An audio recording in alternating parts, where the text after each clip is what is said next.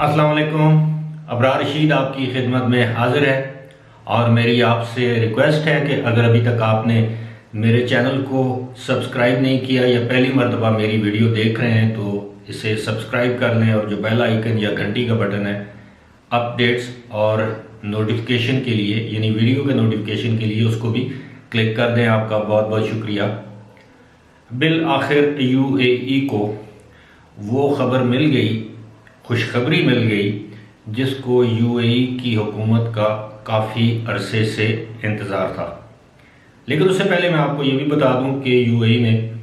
एक मरतबा फिर कोरोना वायरस के जो केसेस हैं उनकी तादाद में दोबारा इजाफा देखने में आ रहा है और 1100 से अब ये तादाद बढ़कर 1214 तक हो चुकी है गुज़श्ता 24 घंटों के दौरान। और कोरोना वायरस से मरने वाले अफराद की तादाद जो है वो अब 2 है, यानी गुज़श्ता 24 घंटों के दौरान 2 मज़ीद अफराद कोरोना वायरस की वजह से इंतकाल कर गए। लेकिन असल खबर ये है कि अब अमरीकी वज़ीर ख़ारजा, जिसे वहाँ पर सेक्रेटरी ख़ारजा कहते हैं, माइक पॉम्पियो ने ये इस बात की तस्दीक कर दी है कि अमरीकी हुकूमत ने यूएई को F-35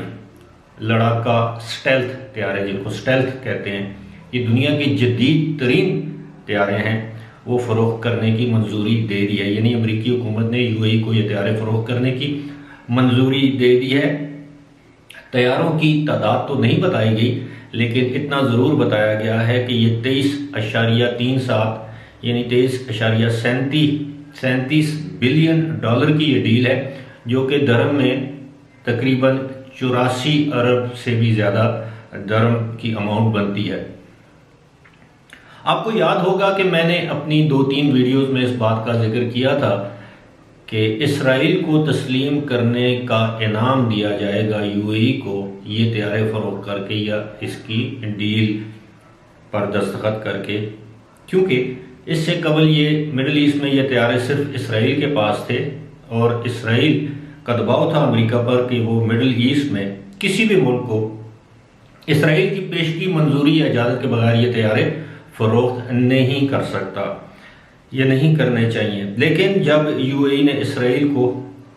इसी साल के सितंबर में तस्लीम कर लिया, 15 सितंबर को उस माहदे पर दस्तखत हो गए जिसे अब्राहम एकॉर्ड कहा जाता है, या जिसको हम आम अल्फाज में इब्राहिमी माहदा कह सकते हैं। ये माहदा था इसराइल को तस्लीम करने का, और आपको ये भी पता है कि इस पर बहरीन ने भी दस्तखत किए थे। यानी ये 3 मुल्कों का सह अफ्रीकी माहदा था जिस पर अमरीकी सदर डोनाल्ड ट्रंप ने बतौर ज़ामन दस्तखत किए।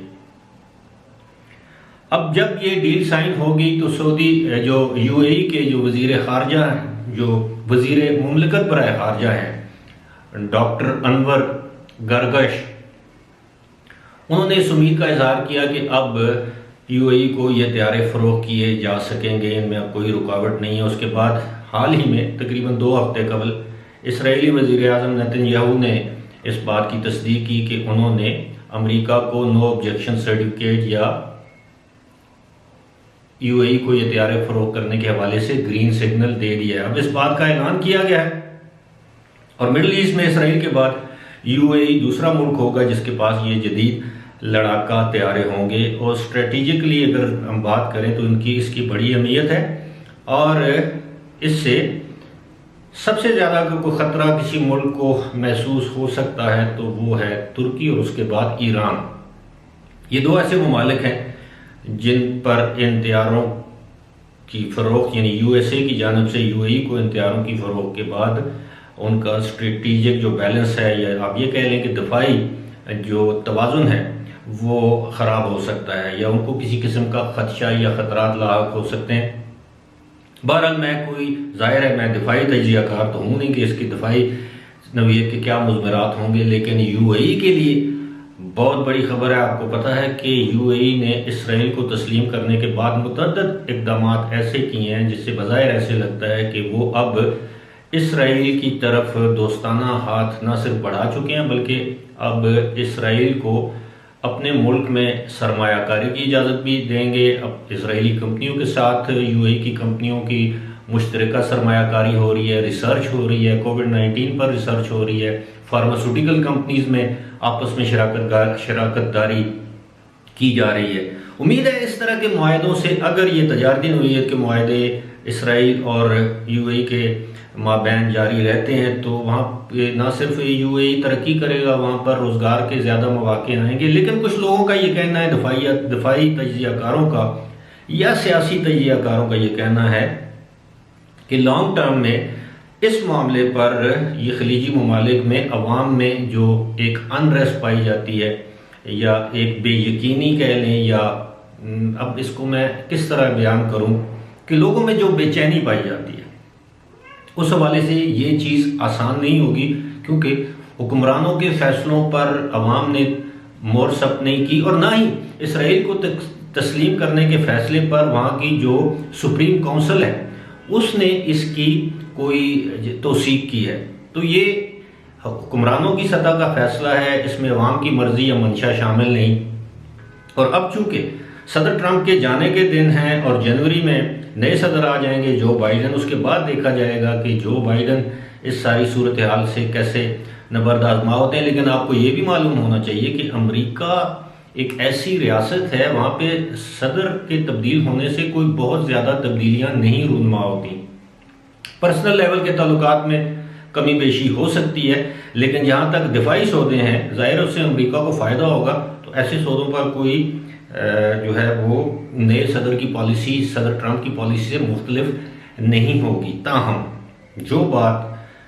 समझने वाली है, जो बात अहम है, वो ये है कि अमरीकी सदर, जो नौमुंतखब अमरीकी सदर है जो बाइडन, उनका इंसानी हकूक़ के हवाले से अपना एक नज़रिया है, अपनी एक सोच है, और वो सऊदी अरब के भी क्रिटिकल रहे हैं। जहाँ जहाँ दुनिया में इंसानी हकूक़ की खिलाफ वर्जी होती है वहाँ जो बाइडन जो है उसकी खुलकर ना सिर्फ तनकीद करते हैं बल्कि मज़म्मत करते हैं। उनके हालिया बयान इस बात की गवाही देते हैं। लेकिन एक मरतबा फिर मैं तो जो लोग यूएई में हुक्मरान तबका है, वहाँ के अमराती शहरी हैं, वहाँ पे रहने वाले वो पाकिस्तानी इंडियन जो कि 30-30, 40-40 साल से वहाँ पर रिहाइश पजीर हैं, उन सब लोगों को मैं तो मुबारकबाद दूंगा कि अब यूएई की जो डिफेंस है जो वो मज़ीद मजबूत होगी, यानी उनका दिफा मज़ीद मजबूत होगा। उनकी जो एयर डिफेंस पावर है वो अब इस खत्ते में तमाम जो गल्फ़ रीजन के जो ममालिक हैं उनमें सबसे मजबूत होगी। अब देखना यह है कि इस तैयारों की इस फ़रोग़ के बाद तुर्की, ईरान, कतर, इन 3 ममालिक का कैसा रद्द-ए-अमल या क्या रद्द-ए-अमल सामने आता है। फ़िलहाल इसी के साथ मुझे दीजिए इजाज़त। खुदा हाफ़िज़।